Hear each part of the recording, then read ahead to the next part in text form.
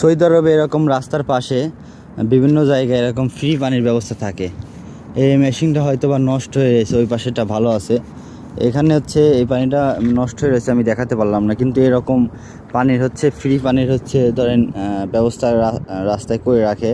কারণ ফ্রি পানি বলতে কোনটা বোঝায়? সৌদি আরবে হচ্ছে কিন্তু পানি তেলের চেয়ে পানির দাম বেশি, এটা কিন্তু আপনারা জানেন। তেলের চেয়ে যখন পানির দাম বেশি হয় তখন এই পানির অনেক মূল্য। তো আর এই দেশের যে লাইনের পানিগুলো কিন্তু খাওয়া যায় না তখন হচ্ছে এই পানিগুলো হচ্ছে অনেক রিফাইন করে বিভিন্ন জায়গায় সব এরকম হচ্ছে ট্যাঙ্কি দিয়ে রাখছে, এটা খাওয়া যাইবে, বুঝছেন। আর আমরা হচ্ছে দোকান থেকে পানি কিনে খাই। তো অনেক সময় হচ্ছে এই ফিল্টারগুলো যারা দেখবেন হচ্ছে নতুন, সৌদি আরবে যারা নতুন আসবেন, আসার পর দেখবেন ফিল্টার নতুন, সেইগুলোর থেকে খাবেন। কারণ পুরাতনগুলো হয়তো বা ভিতরে ফিল্টারগুলো চেঞ্জ করা হয় না অনেক দিন, এই জন্য ওইগুলো না খাওয়াই ভালো। তো এরকম ক্লিন দেখে খাওয়াই ভালো।